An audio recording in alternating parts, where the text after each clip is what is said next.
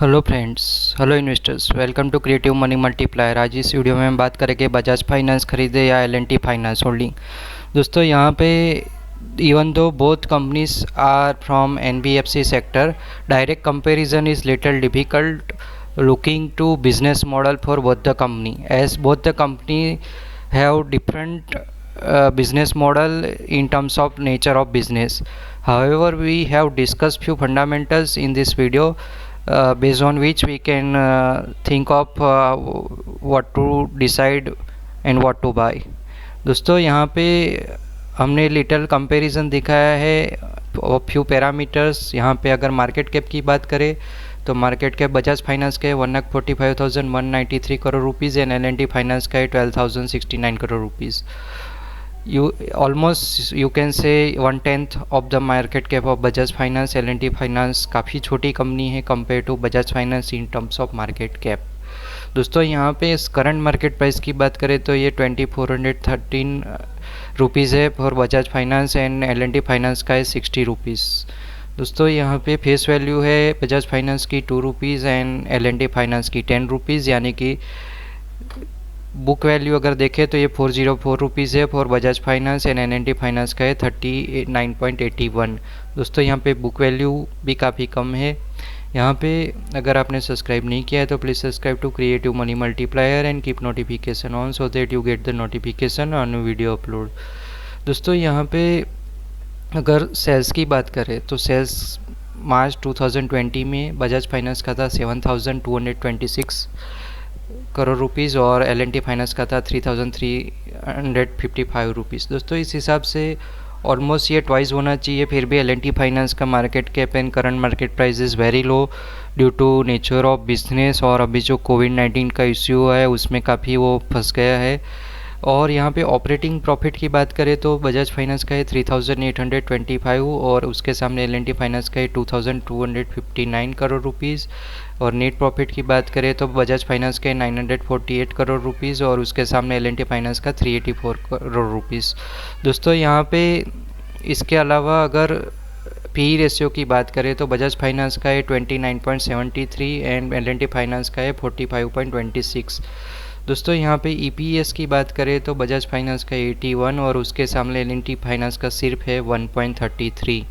दोस्तों यहाँ पे प्राइस टू बुक की बात करें तो बजाज फाइनेंस का है 5.97 और एल&टी फाइनेंस का 1.51। दोस्तों यहाँ पे आप देख सकते हो प्राइस टू बुक है 5 times, almost 6 times for Bajaj finance, जबकि इसका सिर्फ 1.5 टाइम्स है। इसका मेन रीज़न है कि जो बजाज फाइनेंस है उसका जो बिज़नेस है वो काफ़ी रोबस्ट बिज़नेस है, क्वालिटी ऑफ बिज़नेस है, और उसकी वजह से इसका जो प्राइस है वो ऑलमोस्ट बुक वैल्यू से 6 टाइम्स चल रहा है। जबकि एल&टी फाइनेंस में जो हाउसिंग फाइनेंस का बिज़नेस है, दूसरा जो फार्मिंग सेक्टर का लोन है, दूसरा जो रूरल फाइनेंस का बिज़नेस है, उसमें एल&टी फाइनेंस को काफ़ी दिक्कतें हो रही है ड्यू टू कोविड-19 impact also, due to recession also. जबकि बजाज फाइनेंस का जो मॉडल है वो काफ़ी स्ट्रॉन्ग है। इसके हिसाब से बजाज फाइनेंस काफ़ी प्रीमियम प्राइस पे ट्रेड कर रहा है, जबकि एल&टी फाइनेंस काफ़ी डिस्काउंटेड प्राइस पे ट्रेड कर रहा है, काफ़ी लोअर वैल्यू पे ट्रेड कर रहा है। दोस्तों यहाँ पे अर्निंग पर शेयर भी देखोगे आप तो बजाज फाइनेंस का ज़्यादा है जबकि एल&टी फाइनेंस का कम है। तो दोस्तों इस हिसाब से बजाज फाइनेंस का बिज़नेस मॉडल अच्छा होने की वजह से अभी प्रीमियम पे ट्रेड कर रहा है, काफ़ी प्रीमियम दे रहे हैं लोग, जबकि एल&टी फाइनेंस में इतना प्रीमियम नहीं दे रहे।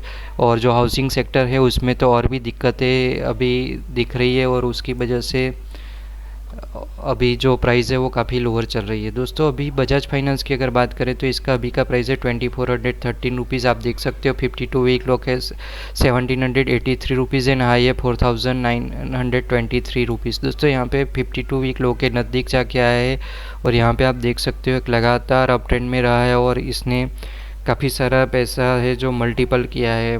तो दोस्तों ये जो हाई था उससे अभी गिर के ड्रास्टिकली गिरा है और उससे नियरली 1,800 रुपीज़ जाके आया है। तो दोस्तों ये जब भी 2000 के नज़दीक आता है तो it's a very good opportunity two by, क्योंकि ये बाउंस बैक काफ़ी जल्दी करेगा। और जो शॉर्ट टर्म ट्रेडर्स है जिसको 6 महीने 1 साल में निकल जाना है उसके लिए तो ये काफ़ी अच्छा रिटर्न देगा, तुरंत ही 2-3 महीने में तुरंत ही रिटर्न देगा। और थोड़ा ज़्यादा चाहिए तो 6 महीने में तो काफ़ी सारा रिटर्न दे देगा। इन टर्म्स ऑफ परसेंटेज ये काफ़ी अच्छा रिटर्न दे सकता है। तो ये एक अच्छा अपॉर्चुनिटी है फॉर ट्रेडर्स ऑल्सो, जिसको शॉर्ट टर्म में 20, 30, 40% जितना रिटर्न चाहिए ये क्विकली दे देगा।